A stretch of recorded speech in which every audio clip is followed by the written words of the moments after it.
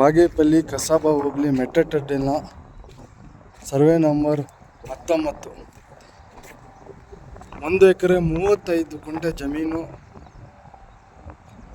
ಖರಾಬು ಬಂಡೆ ಅಂತ ಇರೋದನ್ನು ಈ ಎಲ್ಲ ಲೆವೆಲ್ ಮಾಡಿ ಅರಕೇರಿ ಕೃಷ್ಣಾರೆಡ್ಡಿ ಅನ್ನೋವರು ಎಲ್ಲರೂ ರಸ್ತೆ ಹೋಗೋ ದಾರಿಯನ್ನು ಬಂದ್ ಮಾಡಿ ನೀರಾವರಿ ಚಿತ್ರಾವತಿ ನೀರು ಹರಿಯುವ ನದಿಯನ್ನು ಅದನ್ನು ಬಂದ್ ಮಾಡಿ ಈ ಥರ ದಬ್ಬಾಳಿಕೆ ಮಾಡಿ ಈ ಥರ ಜಮೀನನ್ನು ಅವರು ಸ್ವಂತ ಆಗಿ ಈ ಥರ ಗಿಡಗಳನ್ನು ಹಾಕ್ಕೊಂಡು ಈ ಥರ ಬೋರಲ್ಲಿ ಹಾಕೊಂಡು ಬೆಳೆಸ್ಕೊತಾ ಇದ್ದಾರೆ.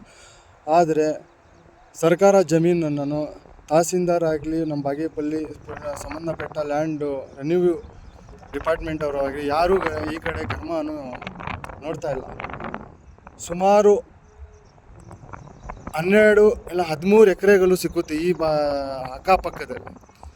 ಬಾಗೇಪಲ್ಲಿಗೆ 1 ಕಿಲೋಮೀಟರ್ಸ್ ಆಗಲ್ಲ ಅಂಥ ಜಾಗವನ್ನು ಇಟ್ಕೊಂಡು ನಮ್ಮ ಸರ್ಕಾರದಿಂದ ಗೌರ್ಮೆಂಟ್ ಸ್ಕೂಲ್ ಆಗ್ಬೋದು, ಕಾಲೇಜ್ ಆಗ್ಬೋದು, ಗೌರ್ಮೆಂಟ್ ಈ ಥರ ಹಾಸ್ಟೆಲ್ಗಳಾಗ್ಬೋದು, ಏನಾಗಲಿ ಸೌಲಭ್ಯವನ್ನು ಮಾಡ್ಕೊಬೋದಾಗಿತ್ತು. ಆದರೆ ನಮ್ಮ ಸರ್ಕಾರ ಈ ಕಡೆ ಗಮನವನ್ನು ನೋಡ್ತಾ ಇಲ್ಲ. ಬಾಗೇಪಲ್ಲಿಗೆ 1 ಕಿಲೋಮೀಟರು ಅಷ್ಟು ಈ ಥರ ಗೌರ್ಮೆಂಟ್ ಸರ್ಕಾರ ಜಮೀನನ್ನು ಈ ಥರ ರಾಜಕೀಯ ಮಾಡ್ಕೊಂಡಿರೋರಿಗೆ ಬಿಟ್ಕೊಡ್ತಾರೆ.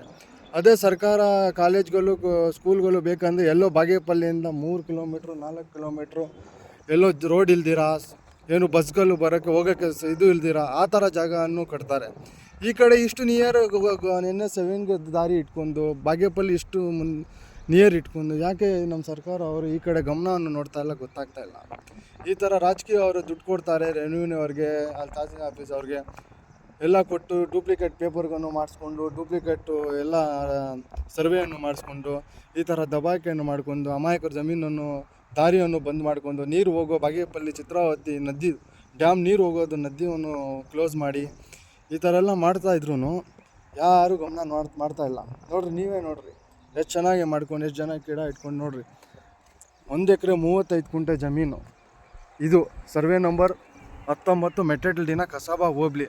ಆದರೆ ಅಕ್ಕಪಕ್ಕ ಇದಕ್ಕೆ ಒಂದು ಜಮೀನು ಬಿಟ್ಟು ಇನ್ನೊಂದು ಜಮೀನಲ್ಲಿ ಎಲ್ಲ ಸೇರಿದ್ರೂ ಇವರು 30 ಎಕರೆ ತೊಗೊಂಡಿದ್ದಾರೆ. ಅರ್ಧದಲ್ಲಿ ಇರೋದು 22 ಗುಂಟೆ ಅಷ್ಟೇ, 22 ಎಕರೆ.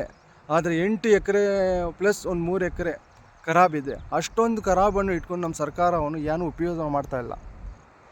ಆ ಕಡೆ ಏನೂ ಬಂದು ನೋಡ್ತಾ ಇಲ್ಲ. ಕಂಪ್ಲೇಂಟ್ ಎಷ್ಟು ಸರಿ ಕೊಟ್ಟರು ಈ ಕಡೆ ಮಾಡ್ತಾಯಿಲ್ಲ. ಒಂದು ಸತಿ ಬರ್ತಾರೆ, ನೋಡ್ತಾರೆ, ಹೋಗ್ತಾರೆ. ನೋಡಿರಿ, ಯಾರನ್ನ ಇದ್ರೆ ಇದು ಶೇರ್ ಮಾಡಿ, ಸ್ವಲ್ಪ ನಮ್ಮ MLA ಸರ್ ಅವ್ರವ್ರಿಗೂ ತಿಳಿಸಿ, ಏನಾನ ಇದ್ರೆ ಯಾರು ಸ್ಕೂಲು ಕಾಲೇಜ್ಗಳು ಕಟ್ಟಬೇಕಂತ ಏನೋ ಸರ್ಕಾರದಿಂದ ವ್ಯವಸ್ಥೆ ಆಗಲಿ ಇಲ್ಲ ಆಗಲಿ ಅಂತ ನಂದ ಒಂದು ಡ್ರೀಮ್. Thank you.